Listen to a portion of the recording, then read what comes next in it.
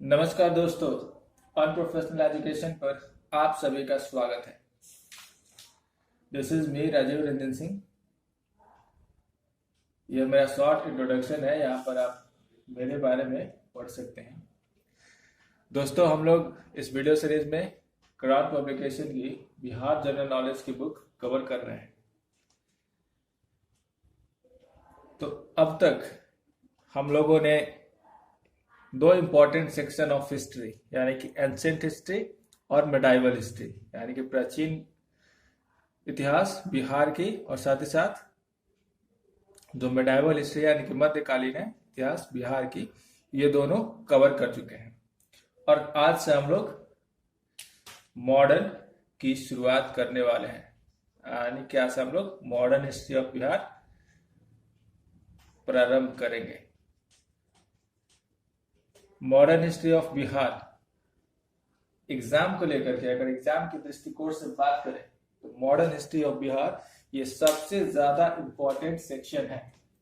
क्योंकि अगर बीपीएससी के प्री में बात करें तो हिस्ट्री से काफी सारे क्वेश्चन आते हैं। लगभग एटलीस्ट 15 से 20 क्वेश्चन तो आते ही आते हैं हिस्ट्री से, और उसमें से भी जो मॉडर्न हिस्ट्री है उससे क्वेश्चंस काफी अधिक आते हैं। लगभग 12 से 15 क्वेश्चन आप ये मान के चलिए, 12 से लगभग 12 से 15 के बीच में जो क्वेश्चंस हैं वो मॉडर्न हिस्ट्री से आते ही आते हैं। तो उस हिसाब से अगर देखा जाए तो मॉडर्न हिस्ट्री एग्जाम्स के लिए, खासतौर पे बीपीएससी के प्री के लिए काफी ज्यादा इंपॉर्टेंट है। और न सिर्फ बीपीएससी के प्री के लिए बल्कि अदर जो बिहार के रिलेटेड एग्जाम्स हैं उसके लिए भी काफी इंपॉर्टेंट है। इवन जो एसएससी वगैरह के एग्जाम्स होते हैं उसमें भी मॉडर्न हिस्ट्री से क्वेश्चन काफी अधिक आते हैं। बट चूंकि हम लोग यहाँ पर स्पेसिफिक बिहार के बारे में पढ़ रहे हैं तो बिहार रिलेटेड जो एग्जाम्स है उसमें बिहार स्पेसिफिक जो मॉडर्न हिस्ट्री से क्वेश्चन है वो काफी अधिक आते हैं। तो इसको काफी अच्छे से तैयार करना बहुत जरूरी हो जाता है, क्योंकि ये आपको एक अच्छा मार्क्स देकर के जाएगा, जिसके वजह से एग्जाम्स में आपका जो परफॉर्मेंस है वो बेहतर होता है। तो चलिए हम लोग शुरुआत करते हैं मॉडर्न हिस्ट्री ऑफ बिहार की। तो मॉडर्न हिस्ट्री ऑफ बिहार में हम लोग देखते हैं कि क्या पढ़ना है और कैसे पढ़ना है इसको। मॉडर्न हिस्ट्री ऑफ बिहार में हम लोग सबसे पहले तो पढ़ेंगे जो स्टार्टिंग का जो 18th सेंचुरी के जो इवेंट्स हैं, अर्ली 18th सेंचुरी के बारे में हम लोग पढ़ेंगे, जिसमें हम लोग बैटल ऑफ बक्सर तक की जो चीजें हैं उसको कवर करेंगे। यानी कि battle of Plassey, battle of Buxar, और साथ ही साथ जो इवेंट्स उसके दौरान हुए, यानी कि जो मुगल एम्पायर डिक्लाइन कर रहा था उस वक्त बिहार में क्या क्या चीजें घटित हुई। साथ ही साथ बैटल ऑफ प्लासी, बिहार में गवर्नरशिप का जो दौर रहा वो कैसे चला। बैटल ऑफ बक्सर में जाकर के चीजें समाप्त हुई, वहां से ब्रिटिशर्स को दीवानी राइट मिल जाती है। यानी कि जो गवर्नरशिप है बिहार का,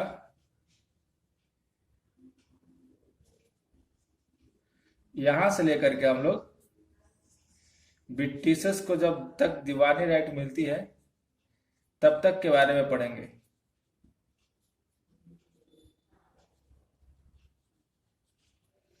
तो पहले फेज में हम लोग यहां तक कवर करेंगे।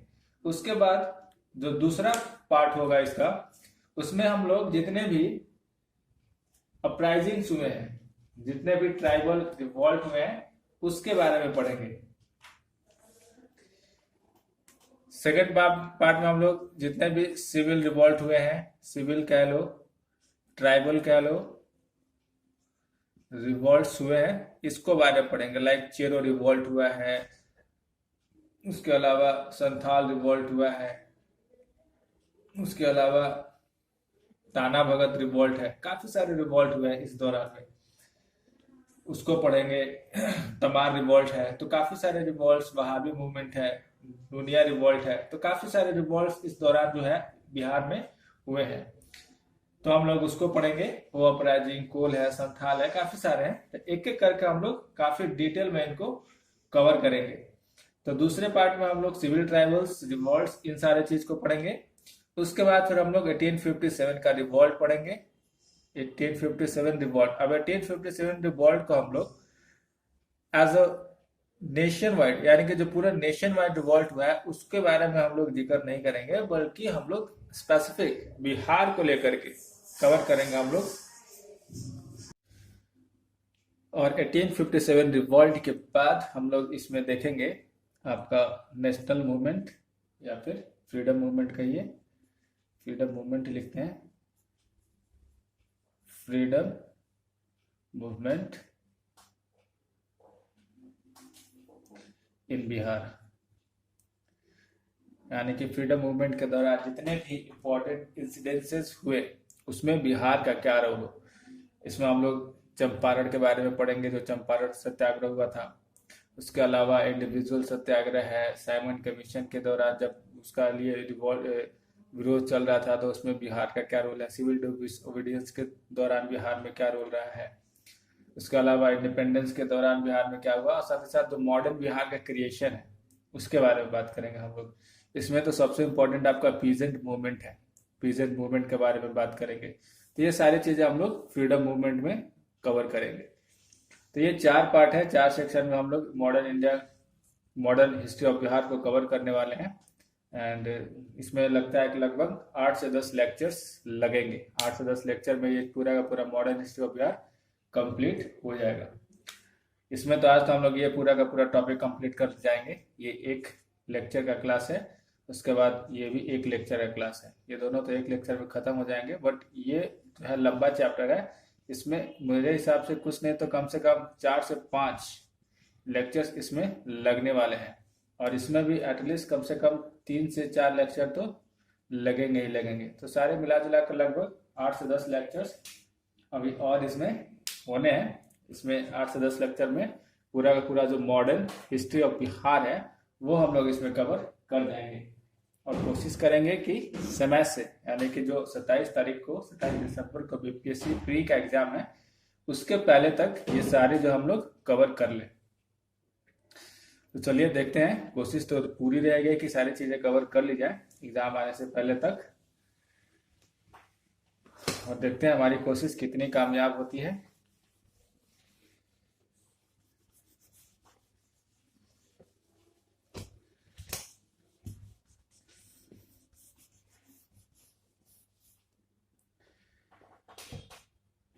तो हम लोग इस चैप्टर को शुरुआत करने से पहले थोड़ा सा जो मुगल एम्पायर का जो डिक्लाइन है उसके ऊपर थोड़ी सी चर्चा करेंगे, क्योंकि वो काफी जरूरी है। क्योंकि वही से हमें पता चलेगा कि बिहार में जो गवर्नरशिप का जो दौर है वो कैसे शुरू हुआ, और किन किन मुगल एम्पायर्स के दौरान बिहार में गवर्नरशिप जो है वो किन किन के हाथों में रहा, और उस दौरान क्या क्या इंपॉर्टेंट डेवलपमेंट्स हुए। तो हम लोग सबसे पहले औरंगजेब के बाद, क्योंकि औरंगजेब तक मुगल एम्पायर काफी बेहतर था, बट औरंगजेब के बाद जो है वो मुगल एम्पायर जो है वो डिक्लाइन करना शुरू कर देता है।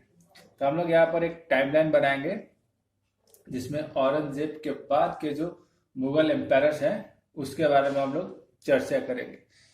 तो सबसे पहला मुगल एम्पायर यानी कि जो औरंगजेब होता है, औरंगजेब के समय में ही मुगल का जो डिक्लिनेशन है उसकी जो नींव है वो पड़ चुकी थी।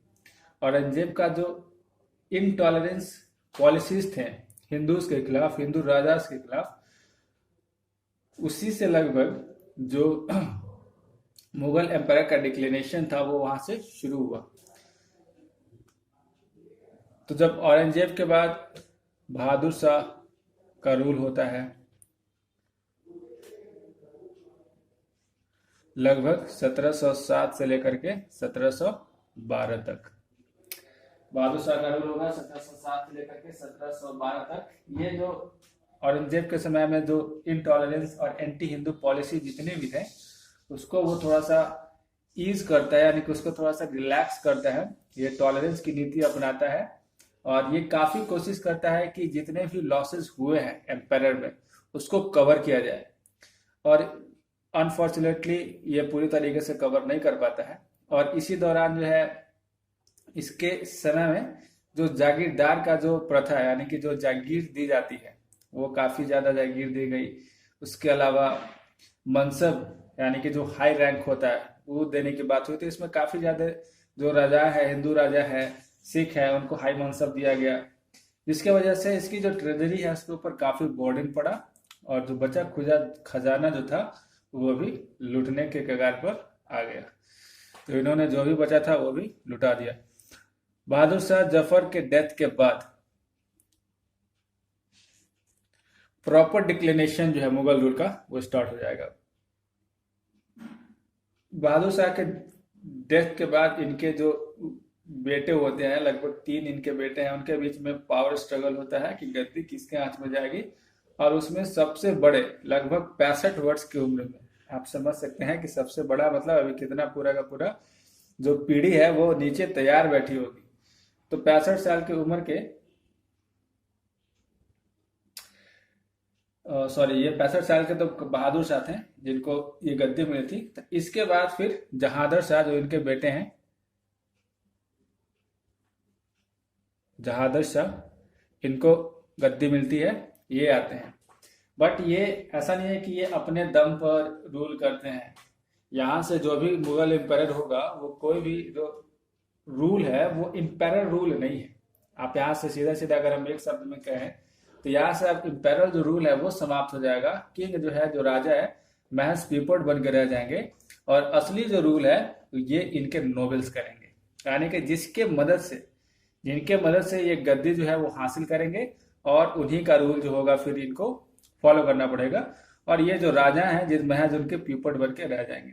तो जहादीर शाह को जो गद्दी मिलती है वो जुल्फिकर खान के मदद से बनती है। जुल्फिकर खान के मदद से जहादर शाह जो है वो 1712 में गद्दी पर बैठता है, 1712 में। बट उसी समय जब ये 1712 में गद्दी पर बैठता है, उसी समय जो पटना में फारुखशियर करके हैं, फारुखशियर जो इनके भतीजे हैं, फारुखशियर, ये भी पटना में अपने आप को एम्पायर घोषित कर देते हैं। फारुखशियर 1712 में पटना में ये अपने आप को घोषित कर देते हैं कि वो एम्पायर बनेंगे और दिल्ली में जहादर शाह जो है वो एम्पायर अपने आप को घोषित कर लेता है और रूल एक्चुअली जहादर शाह के हाथ में ही रहता है जुल्फिकर खान के मदद से।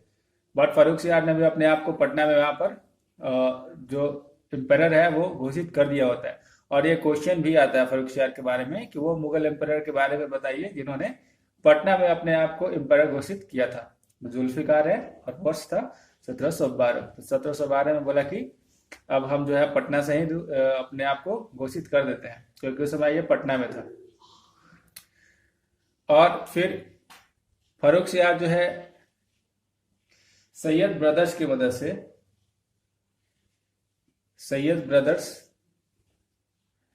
की मदद से 1713 में वॉर करता है। यानी कि जहादर शाह और इसके बीच में एक वॉर होता है, जहादर शाह वर्सेस फारुखशियर।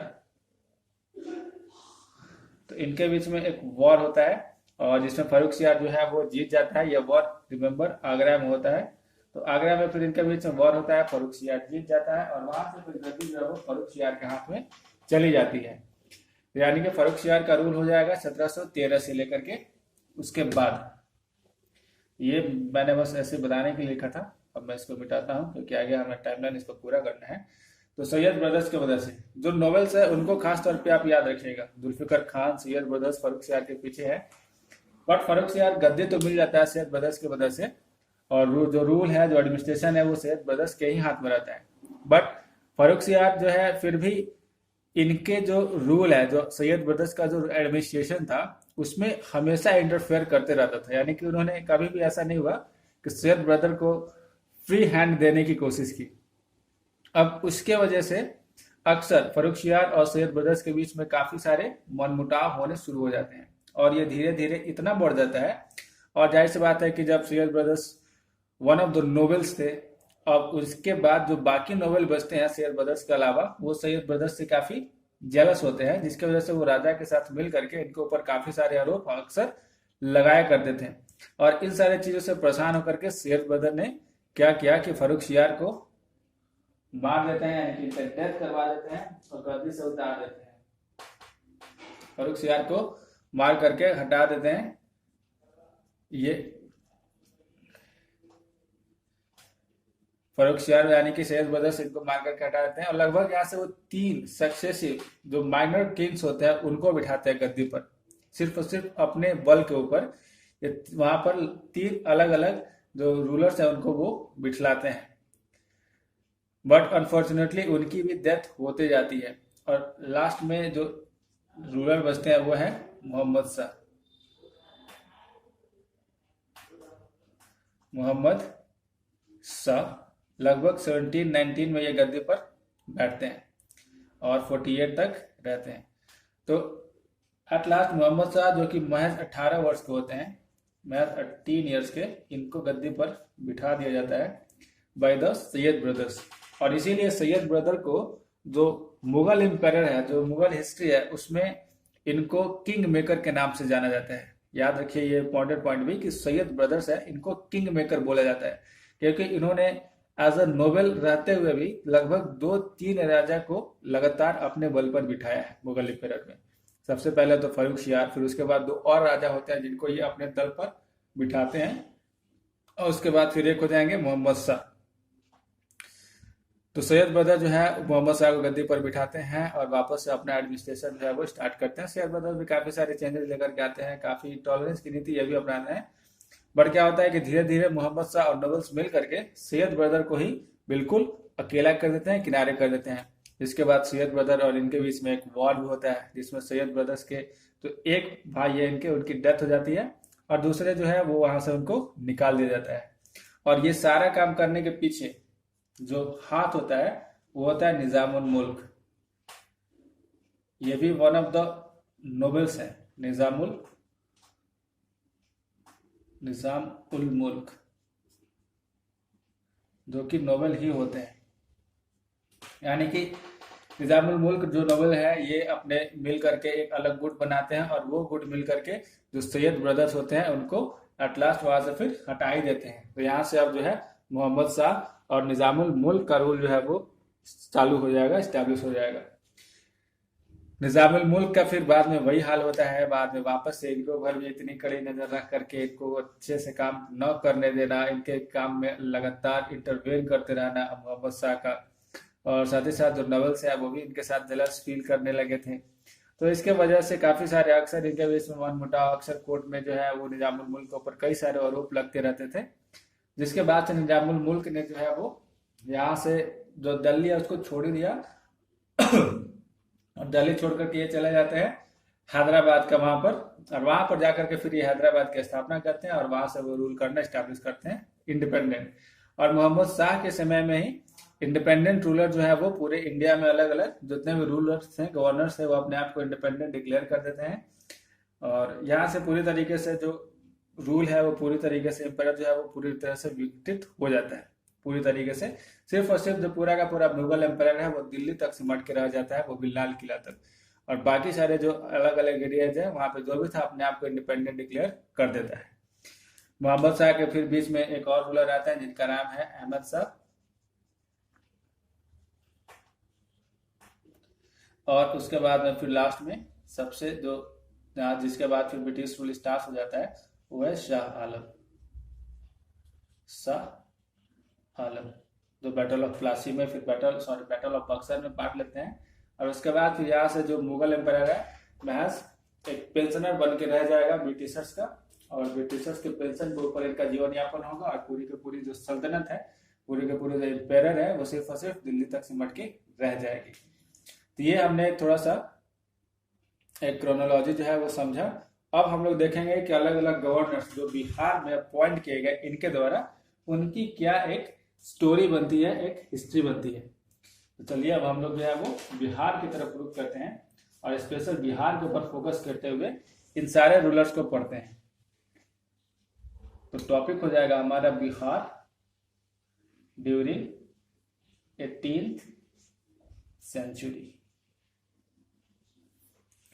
चलिए ये समझना काफी इंपॉर्टेंट था क्योंकि ये बेस था। अगर आप लोग ये नहीं समझे होते पूरा का पूरा, अगर ये आपको पहले से ना पता हो तो अब मैं जो गवर्नरशिप जो बिहार के बारे में पढ़ाने जा रहा हूँ वो आपको बिल्कुल समझ में नहीं आता, इसलिए ये इम्पोर्टेंट था। और इम्पोर्टेंट इसलिए भी था क्योंकि इससे क्वेश्चंस बिहार के एग्जाम्स में लगभग आ ही जाते हैं, क्योंकि फर्रुखसियार का इम्पोर्टेंट क्वेश्चन है वो तो आता ही है, और काफी सारे क्वेश्चन जो है वो इससे बन जाते हैं।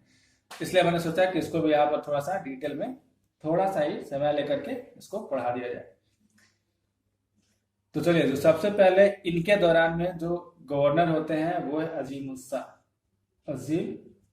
उस शान। अजीमुन शान जो गवर्नर है वो बहादुर शाह जफर के द्वारा अपॉइंट किया हुए रहते हैं। बहादुर शाह जफर, ये वन ऑफ हिज सन होता है। बहादुर शाह का एक ही, मतलब अपने जितने बेटे हैं उनमें से एक बेटा जो है अजीमुन शान होते हैं, और वो बहादुर शाह द्वारा अपॉइंटेड किए जाते हैं। तो बहादुर शाह के द्वारा ये अपॉइंट किए जाते हैं। अजीमुन शाह जो है वो बिहार में आते नहीं है, बिहार में आकर के गवर्नरशिप करते नहीं है, बल्कि ये अपने जगह पर एक डेप्यूटी जो है वो बिहार में भेज देते हैं। डेप्यूटी यानी कि जिसको नैब बोलते हैं, तो डेप्यूटी गवर्नर भेज देते हैं, और उस डेप्यूटी गवर्नर का नाम होता है सैयद हुसैन अली खान। सैयद हुसैन अली खान। हम लोग फटाफट सिर्फ गवर्नर्स के बारे में पढ़ते चले जाएंगे, जहाँ इंपॉर्टेंट होगा वहां पर रुक करके चर्चा करेंगे थोड़ी सी डिटेल में। अदरवाइज जहाँ पर जरूरत नहीं है हम लोग सिर्फ और सिर्फ देखते चले जाएंगे कि कैसे कैसे चीजें घटित हुई हैं। तो अजीमुन शान को बहादुर शाह जफर जो है वहां पर गवर्नर बता देता है। ये एक्चुअल में गवर्नर इलाहाबाद के होते हैं, बट इलाहाबाद के साथ साथ इनको एडिशनल वर्क मिलता है बिहार का, बंगाल का, उड़ीसा का, ये सारे रीजन्स का इनको गवर्नर बना दिया जाता है। तो ये बिहार में आते नहीं है, बिहार में आकर अपना गवर्नर जो रूल है वो चलाते नहीं है, बल्कि ये अपने जगह पर एक डेप्यूटी अपॉइंट कर देते हैं, जिनका नाम होता है सैयद हुसैन अली खान। सैयद हुसैन अली खान जो है अपना रूल करना स्टार्ट करते हैं, यानी कि अपना गवर्नर का जो टाइम पीरियड है उसको करना शुरू कर देते हैं। और इन्हीं के समय में, यानी कि सैयद हुसैन खान के अली खान के समय में ही जो फर्रुखसियार है, फर्रुखसियार नहीं,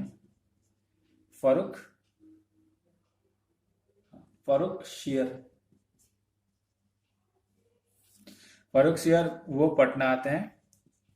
पटना करके वो काफी सारे फोर्ट्स वगैरह हैं, जैसे रोहतास फोर्ट है उसके ऊपर कब्जा करते हैं। जो खालसा लैंड होता है उसको पूरी तरीके से ये जीत जाते हैं एक तरीके से, और उसको काफी सारी चीजें बर्बाद भी हो जाती है। तो ये बिहार में आते हैं उस वक्त सैयद हुसैन अली खान के समय में। तो अगर ऐसा क्वेश्चन तो अब तक मैंने देखा नहीं है, बट हो सकता है कि क्वेश्चन ऐसा बन जाए कि जब फर्रुखसियार बिहार में आते तब उस वक्त बिहार के गवर्नर जो थे वो कौन थे, या फिर डेप्यूटी गवर्नर जो है वो कौन थे। तो अगर आता है तो अब आप इसको कर सकते हैं। तो खैर हम लोग आगे देखते हैं। तो इसी दौरान फर्रुखसियार जो है आते हैं और 1712 में अपने आप को पटना से ही वो क्लेम करते हैं, क्लेम कर देते हैं कि वो दिल्ली के ऊपर अपनी राज जो है, यानी कि अपनी गद्दी जो है वो स्टैब्लिश कर रहे हैं, यानी कि एज एक्सेशन के तौर पर बहादुर शाह के बाद। इसके बाद जो जब फर्रुखसियार, मान लीजिए कि फर्रुखसियार जो है वो अब अपॉइंट हो गए as a Mughal empire Delhi में, तब ये फिर बिहार में जो गवर्नर है वो गैरत खान को बनाते हैं, यानी कि गैरत खान अब जो है वो गैरत खान गवर्नर बनते हैं बिहार में। तो फर्रुखसियार अपॉइंट करते हैं गैरत खान को एज गवर्नर एंड, और इसी के समय में, यानी कि गैरत खान के ही समय में सबसे पहले जो ब्रिटिशर्स है, यानी कि इंग्लिश है, यानी कि ब्रिटिशर्स के बारे में बात की जा रही है, वो अपना एक सरमन सेंड करते हैं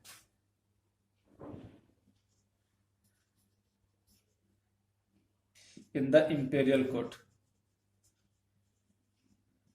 इसी के दौरान ये अपना इंपीरियल कोर्ट में अपना एक शर्मन जो इंग्लिश है वो अपना भेजते हैं। तो गैरत खान आते हैं। इसके बाद फिर मीर जुमला अपॉइंट किए जाते हैं।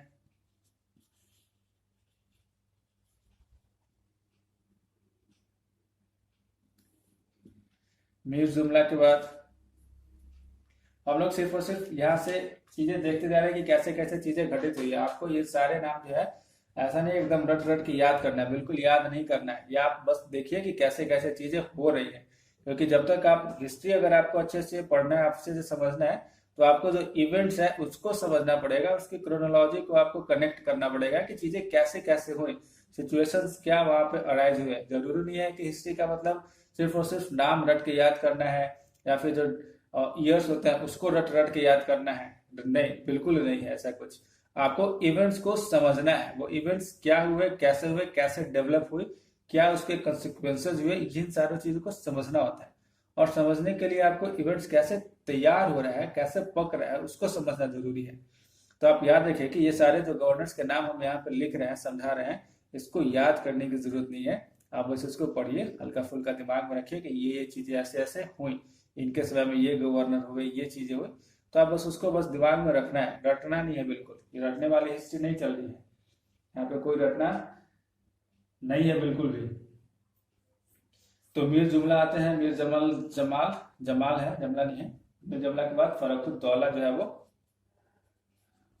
फखरुद्दौला गवर्नर बनते हैं।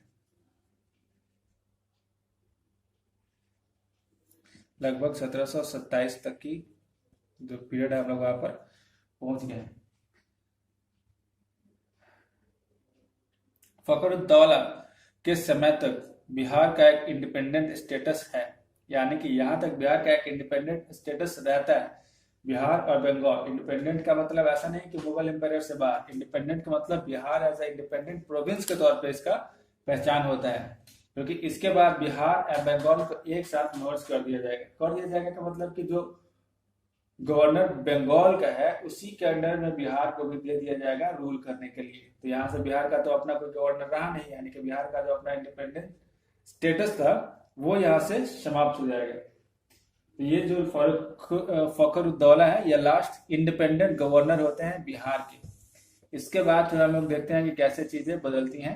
1727 यानी कि 1727 तक हम लोग पहुंचे हैं। और बताइए कि 1727 तक किसका रूल था? मोहम्मद शाह का। यानी कि हमने बहादुर शाह देख लिया इसका रूल में, दादर शाह के रूल में, फर्रुखसियार के रूल में, और मोहम्मद शाह यानी कि 1727 में किसका यहाँ पर गवर्नरशिप आता है, ये भी हमने देख लिया। अब अगला इंपॉर्टेंट, अब यहाँ से एक्चुअल में काफी बेहतर डेवलपमेंट जो है वो बिहार में शुरू होगी। अब हम लोग बात करेंगे अलवर्दी खान का। अलवर्दी खान उस समय में बिहार और बंगाल को एक बेहतर स्टेटस दिलाने में बड़ा रोल प्ले करते हैं। अलवर्दी खान बिहार और बंगाल को एक बेहतर, एक इकोनॉमिक तौर पे प्रोस्पर स्टेट बनाने में बिहार को और बंगाल को, इसमें अलवर्दी खान का बहुत इंपॉर्टेंट रोल है। क्योंकि जब ये गवर्नर बनेंगे बिहार में, तब वहां से ये अपने जो पॉलिसीज है उसके थ्रू, और इसके समय में काफी बेहतर इनको साथ भी मिलता है, हैबर जंग का साथ मिलता है, सिराजुद्दौला का साथ मिलता है, राम नारायण का साथ मिलता है। तो इनका साथ के वजह से ये काफी बेहतर तरीके से बिहार को डेवलप करते हैं एज इंडस्ट्री के तौर पर, यानी कि उस समय की इंडस्ट्री के तौर पर जो ट्रेड वगैरह होते हैं उसको लेकर के, और काफी बेहतर यहाँ पर बिहार की स्थिति इसमें बन जाएगी, बिहार और बंगाल दोनों की।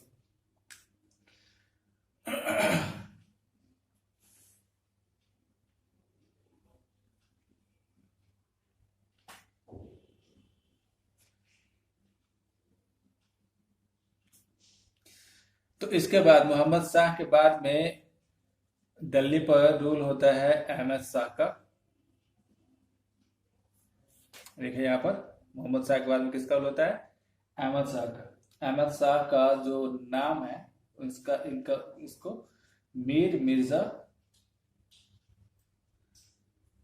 के नाम से पहले जाना जाता था, और जब ये इंपेयर पर बैठा यानी कि इसको गद्दी मिली, तब इसने अपने आप को अहमद शाह के टाइटल के साथ वो गद्दी पर बैठता है। तो प्रिंस मीर मिर्जा है, ये वैसे अभी गद्दी पर बैठे नहीं है, बट अभी इनको गवर्नर बनाया गया है बिहार का। अहमद शाह यानी कि मीर मिर्जा को गवर्नर बनाया जाता है बिहार का, गवर्नर ऑफ बिहार। और इसी के समय में अब चूंकि ये अहमद शाह जो मीर मिर्जा है तो बिहार का गवर्नर बना दिया जाता है, बट ये कभी बिहार में आते नहीं है, बल्कि अपने जगह पर ये डेप्यूटी अपॉइंट करते हैं, और डेप्यूटी के तौर पर सिराजुद्दीन को ये अपॉइंट करते हैं as the governor of Bihar. Sirajuddin को ये अपॉइंट करते हैं बिहार के गवर्नर के तौर पे, सॉरी डेप्यूटी गवर्नर के तौर पे। अभी जो रूल है वो मोहम्मद शाह का ही है। अभी अहमद शाह एम्परर पर गद्दी पर बैठे नहीं है, तो अहमद शाह जो है उनको गवर्नर बना देता है बिहार का, और सिराजुद्दीन को ये डेप्यूटी गवर्नर बनाते हैं। But very unfortunate for the Bihar, ये बिहार के लिए अनफॉर्चुनेट बात कही है कि ये दोनों में से कोई भी बिहार पर आकर के रूल नहीं करते हैं, कि बिहार पर आकर के उसका एडमिनिस्ट्रेशन नहीं संभालते हैं, बल्कि सिराजुद्दीन भी अपने जगह पर ये अलवर्दी खान को अपॉइंट कर देता है, अलवर्दी खान को, कि वो बंगाल के साथ साथ बिहार को भी एडमिनिस्टर करे। यानी कि ये अपॉइंट करता है अलवर्दी खान को। अब यहाँ से बिहार का जो इंडिपेंडेंट स्टेटस है वो खत्म हो जाता है। अब बिहार और बंगाल दोनों क्या हो जाएंगे, एक साथ मिल जाएंगे, और यहाँ से अलवर्दी खान को पूरे बिहार और पूरे बंगाल का रूल जो है वो अपने हाथ में मिल जाता है। अब यहाँ से ये काफी सारे चेंजेस लेकर के आता है, यहाँ से काफी ज्यादा डेवलपमेंट होती है, काफी सारे चेंजेस लेकर के आता है। ये हिंदूज का जो बिलीफ है वो जीतता है, यानी कि हिंदू की जो लॉयलिटीज होती है उसको ये जीतता है। उसके अलावा काफी सारे इसके समय में जो रिवॉल्ट हो रहे थे उसको ये दबाने में पूरी तरीके से सक्सेसफुल हो जाता है, जिसमें कि आपका रोहिलास के साथ जो रिवॉल्ट चल रहा है, रोहिलास जो रिवॉल्ट किए थे उसको दबाता है। उसके अलावा टेकारी किंग है, टेकारी गया वाला, वहाँ के जो राजा थे उनका रिवॉल्ट को ये दबाता है। उसके अलावा जो शाहाबाद के जो उज्जैनिज है, अब आप यहाँ पर थोड़ा सा अगर आप अच्छे से हिस्ट्री पढ़ते हैं तो आप यहाँ पर एक क्वेश्चन जरूर करते हैं। उज्जैन एमपी का पार्ट है, एमपी का एक एरिया है, और वहां पर रूलर्स होते थे, राजा होते थे उज्जैन के। लेकिन यहाँ पर उज्जैनी से हम बात करें शाहाबाद की, शाहाबाद यानी कि अभी का जो आरा और रोहतास, इन दोनों को मिला दिया जाए तो ये शाहाबाद बनता है। तो वहां पर कैसे आ गए, तो पिछले चैप्टर में मैंने पढ़ाया था कि उज्जैनी के जो राजा भोज हैं वो यहाँ पर आकर के रूल करते हैं, उनको जो चेरो किंग है वो जगह देते हैं कि आप यहाँ से रूल करिए। तो फिर यहाँ पर उनकी डायनेस्टी जो है वो बनती है शाहाबाद में। तो शाहाबाद के उज्जैनिस का मतलब जो राजा भोज है, जिनके नाम पर जो भोजपुर एरिया है वो बना है, उनकी बात हो रही है। तो उनका भी रिवॉल्ट होता है, तो उनको भी ये दबाने में बुरी तरीके से सक्सेसफुल होते हैं। साथ ही साथ बेतिया के किंग हैं, बेतिया हो गए, दरभंगा हो गए, तो इन सारे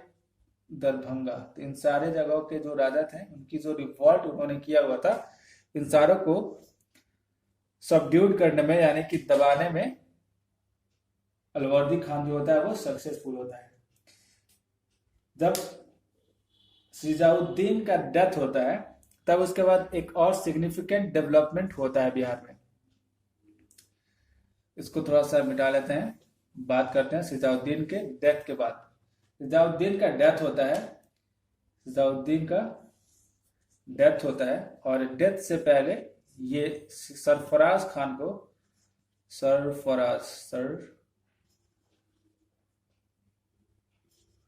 सरफराज खान को अपॉइंट करता है गवर्नर। सरफराज खान को ये गवर्नर अपॉइंट कर देता है सिराजुद्दीन। तो अब यहाँ पर अलवर्दी खान को थोड़ा सा सेटबैक लगता है, और यहाँ से वो कहता है इस तरीके से कि इतने समय से हम बिहार और बंगाल का इतना बेहतर तरीके से डेवलप किए, सबको एक साथ लेकर के चले, हिंदूज के लिए भी टॉलरेंट अपने अंदर रखें, इतने सारे जो रिवॉल्ट्स है वो हम दबाएं, और पूरा का पूरा बिहार फिर चला जाएगा सरफराज खान के हाथ में। तो ये तो बेचारा अलवर्दी खान होने नहीं देगा। बोला कि ऐसा तो हम होने नहीं देंगे, हम इतना मेहनत से सारी चीज पकाएं और खाने के लिए आ जाएंगे सरफराज खान, बैठे बैठे आप आकर के अपॉइंट कर दो। एक तो सिराजुद्दीन बेचारा ये जो है वो बिहार में आया नहीं, बिहार में आकर के रूल किया नहीं, एडमिनिस्टर किया नहीं उसको, और जब सारी चीजें बेहतर तरीके से हम बना दिए तो आ गए यहाँ पर लंगर बटोरने के लिए। तो ऐसा तो अलवर्दी खान होने नहीं देता। तो अलवर्दी खान फिर क्या किया, वॉर कर दिया, बोला कि हम होने नहीं देंगे।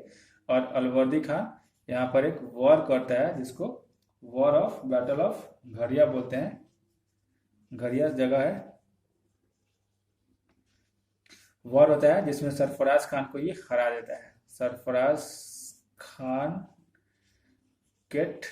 Got defeated, Sarfaraz Khan defeat कर देता है, और अलवर्दी खान यहाँ से पूरे बिहार, बंगाल और उड़ीसा, अलवर्दी खान जो है बिहार, बंगाल और उड़ीसा का एक इंडिपेंडेंट रूलर जो है वो बन जाता है, बिहार, बंगाल एंड उड़ीसा। याद रखिए कि इसके बाद फिर जो जिस रीजन में था, यानी कि मोहम्मद शाह के बाद वो अपने आप को इंडिपेंडेंट रूल जो है वो स्टैब्लिश कर लेता है। उसके बाद मुगल का इनके ऊपर कोई कंट्रोल रह नहीं जाता है। तो आप समझिए कि अब बिहार, बंगाल, उड़ीसा का जो है जो सर्वे सर्वा बन जाते हैं वो अलवर्दी खान ही बन जाएगा। इसको ऊपर बाकी दूसरे का कुछ भी लेना देना है नहीं। तो ये बात होता है। अब देखते हैं आगे फिर इसके बाद क्या सिग्निफिकेंट डेवलपमेंट होता है। अलवर्दी खान जो है अब जाकर के हैबत जंग की मदद से क्या करेगा, पूरे बिहार को और भी बेहतर तरीके से एडमिनिस्टर करेगा। और हैबत जंग भी काफी बेहतरीन एडमिनिस्ट्रेटर जो है वो साबित होता है। तो अब हम लोग उसी की बात करेंगे, हैबत जंग की। अब हैबत जंग कौन होता है? हैबत जंग होता है फादर, ये है फादर ऑफ किसका? सिराज का। मोहम्मद सिराज नहीं, सिराजुद्दौला। सिराजुद्दौला का, मोहम्मद सिराज क्रिकेटर है। तो सिराजुद्दौला का ये फादर होते हैं। अब जैसे फादर होते हैं वैसे इनके बेटे सिराजुद्दौला भी वही पूरी तरीके से, मतलब एक एबल एडमिनिस्ट्रेटर सिराजुद्दौला भी बनते हैं। और हैबत जंग भी एक एबल एडमिनिस्ट्रेटर होते हैं। और इनके समय में भी काफी सारे जो रिवॉल्ट्स दोबारा होते हैं, जैसे शाहबाद में दोबारा से रिवॉल्ट होता है तो ये इसको दबाते हैं। राजा ऑफ रामगढ़ का जो रिवॉल्ट होता है, यानी कि रामगढ़ के राजा जो है वो भी रिवॉल्ट करते हैं तो उसको भी दबाते हैं। तो काफी बेहतर एक एबल एडमिनिस्ट्रेशन जो है वो हैबत जंग साबित होते हैं। बट अलवर्दीन खान को एक बहुत बड़ा सेटबैक तब लगता है जब हैबत जंग की डेथ हो जाती है। हैबत जंग का जब डेथ हो जाता है तब ये एक बहुत बड़ा सेटबैक साबित होता है। किसके लिए? अलवर्दी खान के लिए। तो हैबत जंग की डेथ हो जाती है। डेथ के बाद जो है वो सिराजुद्दौला को निजामत सौंप दी जाती है। सिराजुद्दौला को, निजामत का मतलब एडमिनिस्ट्रेशन, निजामत ऑफ बिहार जो है वो सौंप दिया जाता है। निजामत of Bihar. Remember one thing, यानी कि एक बात आप ध्यान रखिए कि जब बंगाल में अलवर्दी खान है तब वो बिहार में हैबत जंग को रखता है डेप्यूटी गवर्नर के तौर पर। आप समझिए, डेप्यूटी गवर्नर के तौर पर वो हैबत जंग को रखता है। और जब हैबत जंग की डेथ हो जाएगी तो सिराजुद्दौला को वहां का निजाम बनाता है। सॉरी, निजाम नहीं, निजामत, निजामत ऑफ बिहार सौंप दी जाती है, यानी कि उसकी जो एडमिनिस्ट्रेशन है उसको सौंप दी जाती है। हैबत जंग मरने से पहले एक रिकमेंडेशन करके जाता है कि उसके बाद किसको बनाना चाहिए, डेप्यूटी गवर्नर रेकमेंड करता है। और उसमें ये राम नारायण को रेकमेंड करता है कि राम नारायण एक एबल एडमिनिस्ट्रेटर है और इसको जो है वो डेप्यूटी गवर्नर के तौर पर बनाने की बात करता है। डेप्यूटी गवर्नर हैबत जंग रेकमेंड करता है राम नारायण को डेप्यूटी गवर्नर बनाने की। तो राम नारायण भी एक इम्पोर्टेंट पर्सनालिटी है बिहार के हिस्ट्री में, खासतौर पे ये जो अभी समय चल रहा है इसमें। राम नारायण की बात करें तो ये काफी लॉयल, काफी वफादार होते हैं। राम नारायण पार्शियन पोएट होते हैं। पारसी इनको काफी बेहतर तरीके से आता है और इनको निक नेम के तौर पर मुअज्जम भी बुलाया जाता था। तो राम नारायण एक बेहतर एडमिनिस्ट्रेटर भी शामिल होते हैं और इनको वहां पर रूल यानी कि एडमिनिस्ट्रेशन उस समय दिया जाता है। बट चीजें फिर बदलती है। एक फिर इंपॉर्टेंट सिग्निफिकेंट इवेंट यहाँ पर होता है और वो है अलवर्दी खान का डेथ। अलवर्दी खान यहाँ पर मर जाता है, डाइड, यानी कि डेथ हो जाती है उसको। और उसके बाद फिर से वापस से चीजें बदलनी शुरू होती है। जब अलवर्दी खान का डेथ होता है तो सिराजुद्दौला को गवर्नर बनाया जाता है। सिराजुद्दौला चूंकि इसका सन इन लॉ भी था, इस वजह से इसको गवर्नरशिप जो है वो मिल जाती है। सिराजुद्दौला गवर्नर बनता है और उसी वक्त इसका ब्रिटिशर्स के साथ जो है वो कॉन्फ्लिक्ट होता है रिवेन्यूज को लेकर के, जो प्राइवेट ट्रेड चल रहे थे उसको लेकर के। एंड जो पूरी की पूरी जो इकोनॉमी थी पूरे बंगाल की, ये जो ब्रिटिशर्स आए हुए थे उनके वजह से काफी समस्या हो रही थी। ये प्राइवेट ट्रेड कर देते थे, उसमें रिवेन्यू देते नहीं थे। तो इसके वजह से सिराजुद्दौला और ब्रिटिशर्स के बीच में एक वॉर होता है और उस वॉर को हम लोग जानते हैं बैटल ऑफ प्लासी के नाम से। बैटल ऑफ प्लासी होता है 1757 में। बैटल ऑफ प्लासी में भी सिग्निफिकेंट इवेंट है और इसमें काफी अधिक अभी भी पॉइंट्स है, बट वो लोग हम यहाँ पर हम लोग उसको डिस्कस नहीं करेंगे। हम लोग बिहार स्पेसिफिक पढ़ रहे हैं। जब हम लोग इंडियन हिस्ट्री पढ़ेंगे, मॉडर्न इंडियन हिस्ट्री, मैं यहाँ पर एक और बता दूं कि जैसे हम लोग ग्राउंड पब्लिकेशन समाप्त करेंगे, हम लोग इंडियन हिस्ट्री है जो स्पेक्ट्रम है उसको स्टार्ट करेंगे। स्पेक्ट्रम को हम लोग कवर करेंगे। यहाँ पर बैटल ऑफ प्लासी होगा, तो उसमें हम लोग काफी अच्छे से डिटेल में सबको कवर करेंगे। यहाँ पर हम लोग सिर्फ और सिर्फ बिहार स्पेसिफिक पढ़ रहे हैं, तो वहां पर हम लोग उतना डिटेल में नहीं जाएंगे। तो समझिए कि 1757 में बैटल ऑफ प्लासी होता है। इसमें सिराजुद्दौला को हार का सामना करना पड़ता है और बंगाल का जो गवर्नर है वो बना दिया जाता है मीर जाफर को। यहाँ पर सिग्निफिकेंट डेवलपमेंट ये होता है कि मीर जाफर अब बिहार का गवर्नर जो है वो बन जाता है। इसके बाद हम लोग अब बात करेंगे बैटल ऑफ बक्सर की। कुछ चीजें और हैं, इसको अभी इरेज करके हम लोग थोड़ा सा डिस्कस करते हैं। ठीक है दोस्तों, आज एक और बात अगर मैं इसी लेक्चर के बीच में बता दूं तो वो ये है, ये जो चैनल है अनप्रोफेशनल एजुकेशन, फिलहाल तो हम लोग इस पे बीपीएससी का जो सिलेबस है उसको कवर करेंगे। सारे बुक्स हम लोग बिहार बीपीएससी के लिए जो इम्पोर्टेंट है उसको कवर करेंगे। यानी कि इसमें स्पेक्ट्रम कवर किया जाएगा, मॉडर्न हिस्ट्री, उसके अलावा पॉलिटी में लक्ष्मीकांत कवर किया जाएगा, उसके अलावा जो इकोनॉमी के लिए हम लोग रमेश चंद्रा की जो बुक होती है उसको कवर करेंगे। यानी कि बीपीएससी के लिए जो भी इम्पोर्टेंट सिलेबस है और उससे रिलेटेड जो भी बुक है उसको हम लोग कवर करेंगे पूरा। अब भले इसमें हो सकता है समय लगेगा, बिल्कुल समय लगने वाले हैं, लगभग पूरा होते होते लगभग मुझे लगता है कुछ नहीं तो 1 से 1.5 साल का समय लग जाएगा। बट सारी सिलेबस जो है यहाँ पर इसमें कवर करके रखी जाएगी, ताकि जो भी प्रिपरेशन करना चाहता हो यूपीएससी के लिए, और साथ ही साथ अगर चीजें हैं तो वो यूपीएससी में भी हेल्प करेंगी ही। तो जो भी प्रिपरेशन करना चाहते हैं वो बिल्कुल कर सकते हैं और ये सारी चीजें बिल्कुल अवेलेबल रहेंगी। तो खैर अभी लंबी दूर की बात है, छोटा सा पर्पस है वो, मैं ऐसी बात आया तो मैं उसको थोड़ा सा बता दिया।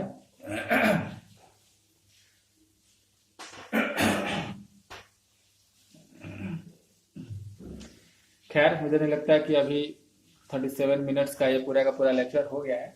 हम लोग इसको यहाँ पर अभी स्टॉप करते हैं, यहाँ पर रोकते हैं। और बैटल ऑफ बक्सर और इसमें थोड़ी सी और चीजें बाकी हैं उसको हम लोग कवर करेंगे। तो इसके ठीक बाद आपको एक और वीडियो मिलेगा जो कि 25 से 30 मिनट की वीडियो वो भी होगी, और वो भी लगभग ये दोनों वीडियो आपको एक ही साथ अवेलेबल करा दी जाएगी वो। ठीक है, तो हम लोग थोड़ा सा इसको रोक करके अगला वीडियो जो है उसको रिकॉर्ड करते हैं। तो आपको अगर ये वीडियो अच्छा लगा, ये लेक्चर्स आपको अच्छे लग रहे हैं तो आप इसको लाइक करें, जितना हो सके उतना शेयर करें, और अब तक चैनल को सब्सक्राइब ना किया हो तो चैनल को सब्सक्राइब कर लें।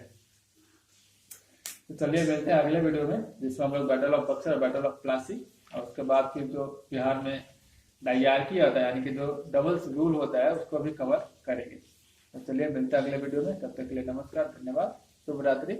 अच्छे से तैयारी कीजिए, ज्यादा समय अपने प्रिपरेशन पर दीजिए, एग्जाम नजदीक है। मिलता है अगले लेक्चर में, तब तक के लिए धन्यवाद, थैंक यू।